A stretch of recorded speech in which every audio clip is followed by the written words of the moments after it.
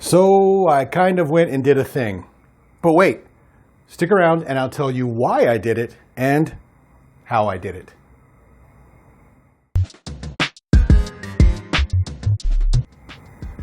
All right, welcome back to another episode of Paul's Collectibles.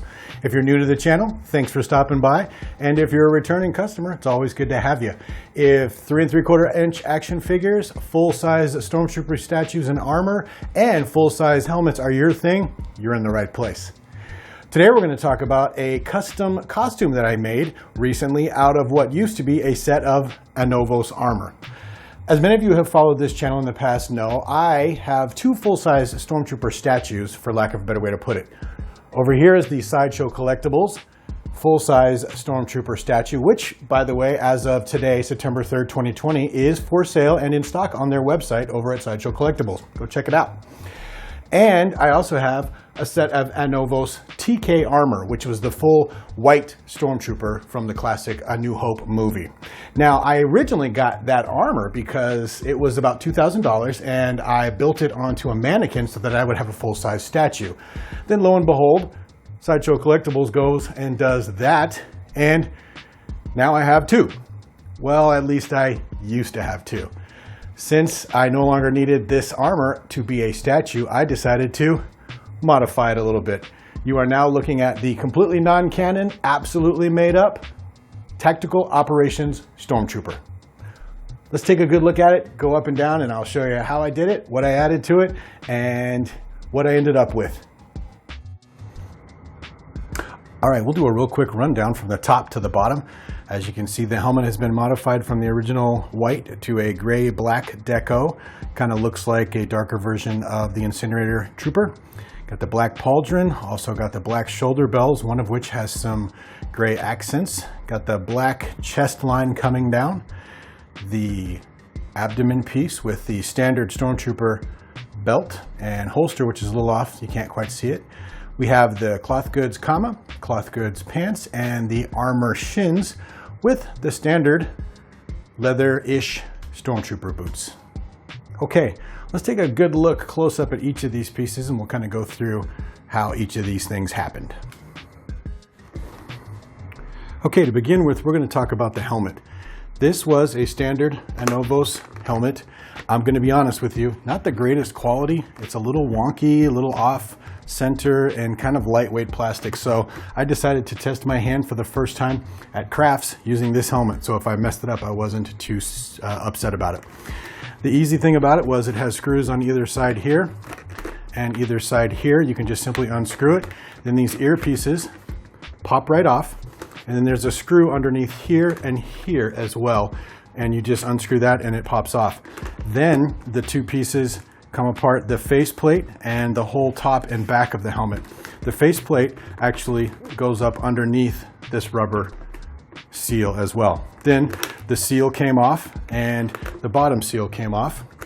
And if you look closely in there, you may be able to see it, you may not, but these front speaker pieces are held on with screws as well. So I undid all the screws, undid all of the helmet and took it into pieces, and then the mesh and the eyepiece are just Velcroed or glued in there, and I just popped those out along with the padding as well.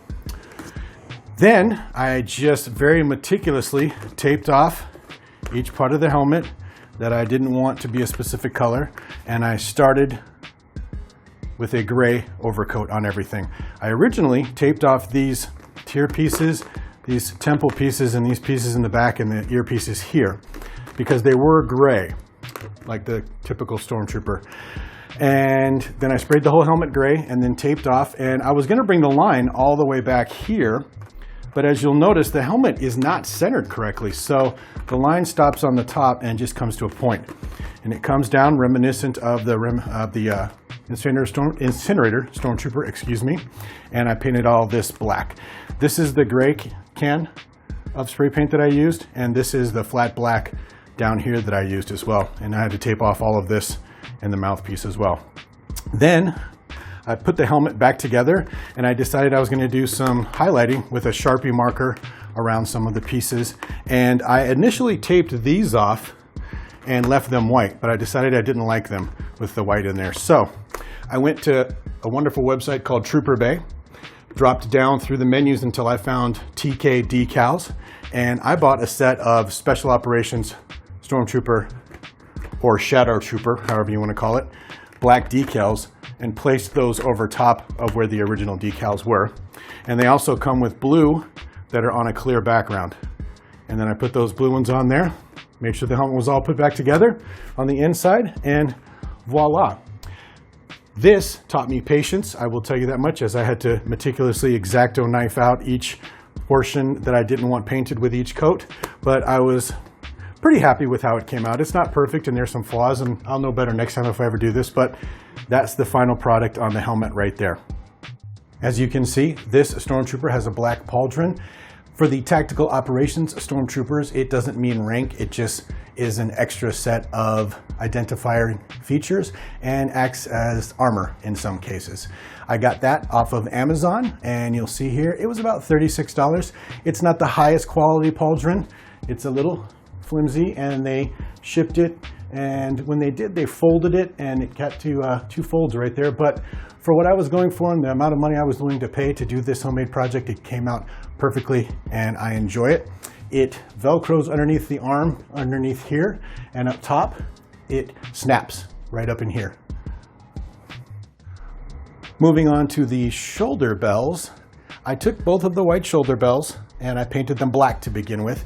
And then I decided, reminiscent of the Shoretroopers, that I wanted to put some accents on one of them. So I used this painter's blue tape that I showed you earlier with the helmet, and here it is again. And I taped off each of those sections and painted a thicker line up top, as you can see, and then a thinner line down below.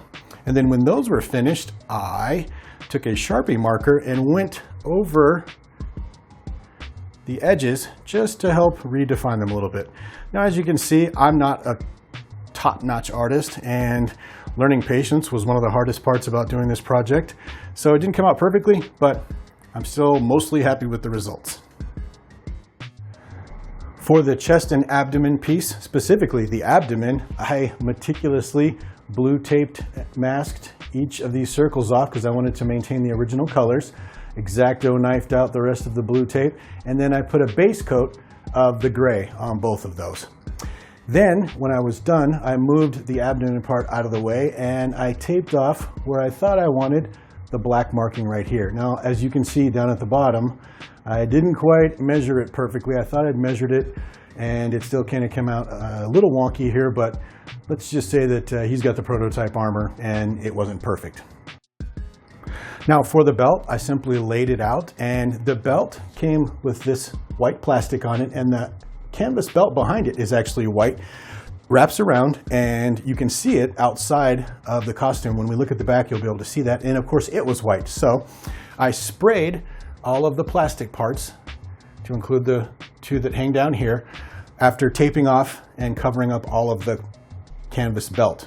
When I was done, I took this bottle of sponge-on shoe polish, and I just sponged the canvas parts of the belt until they were all black. And shockingly enough, it worked out well, and I was happy with the results. We'll briefly see those when we get to the back of the costume. The bicep and armor pieces were simply sprayed gray, and I will tell you, it is very difficult to spray tubular items like this and be able to get all the edges and everything. So I built these little stands. What you're looking at here is two pieces of styrofoam that were broken off of a styrofoam mold that a computer monitor came in or something, and then two pieces of cardboard at the bottom. And I simply used this tube of liquid nails to liquid nails the styrofoam onto the cardboard, and when it dried, it made a great stand. And I can just put the tubular objects, such as this, and especially the leg pieces when we get down, onto those, and then spray paint all the way around. I also got a few rare earth magnets, and I used a tube of super glue to make sure that they were level and straight on the arm piece here on this one. And then I bought a package of these ultraviolet lights, or dark lights, or whatever they're called. I taped that off and sprayed it gray, and now it magnetizes to his arm for a really cool accessory to check IDs or to look through walls or whatever it might be. And for the hand pieces, I just simply sprayed them gray and then taped them off and sprayed a line of black on there to give it a nice accent. And these just Velcro onto your hands. Next up, we'll talk about the comma. This is made of cloth. That's a grayish cloth, and this is a black with gray accents in it. And it is just sewn to a belt with Velcro up top that just Velcros underneath the belt right here. And it's pretty easy to put on. And I don't sew at all, so I'm lucky that I have a mother who lives nearby who quilts and sews like nobody's business. There's Mom right there with her big wall of cloth. But anyway, she had a blast helping put together this comma. It's straight in the front and it curves in the back, which we'll take a look at when we pull the statue out. And so that's how I was able to get that done. Moving right along, I was trying to copy some of the elements from the tank crew Stormtroopers and the Shoretroopers. So instead of having big pieces of armor on his thighs, because I plan on wearing this costume at some point, and frankly the thigh armor doesn't fit me, I decided to go with the cloth look. So believe it or not, those are just standard 511 black pants. They look a little purplish in this light, but I assure you they're black.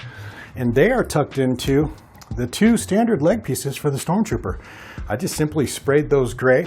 Once again, I used those styrofoam stands that I showed you earlier and was done with it. Then finally, his footwear. Now, these are just standard high-tech 3/4 boots. They come up to about here normally that lace up. As you can see here on Amazon, they come for a variety of different prices. I had a pair, which is why I used these, because the goal was to spend as little money as possible on this build. But nobody wants to see shoelaces. That's not very Star Wars-like, right? So I had a bunch of this felt laying around. That's a picture of it right there. And so I cut big pieces of felt to cover the shoelaces, and then I glued Velcro on the sides and the front, and then glued Velcro on the back of the felt, and it just Velcros right over top of the shoelaces, just to give it a little bit more of a Star Wars-y look. Okay, the Tactical Operations Stormtroopers work in small teams, and they are all responsible for their own communications from system to system, so they need an enhanced communication system, which is built right into the armor on their back. However, it takes a more robust antenna system, so I drilled a small hole into the top of his pack on the back of the armor and screwed in this little Wi-Fi antenna. It was really convenient because I just cut the cord off the back, and there is a little nut and bolt system that you can just stick through there and screw it right on. Then finally, as you can see back here, as I mentioned, I didn't quite get the Velcro covering, but that used to be a white belt, and that shoe polish that I showed you earlier made it perfectly black. We come on down, you can see the back and the bottom of the comma. Okay, that wraps it up for this video. I appreciate you joining me on my quick description of my quarantine project, I guess would be the best way to describe it. I've got a bunch of Star Wars figures coming in from different vendors soon, so hopefully we'll have some new videos for you on those real soon. And until then, take care, and I'll see you on the next video.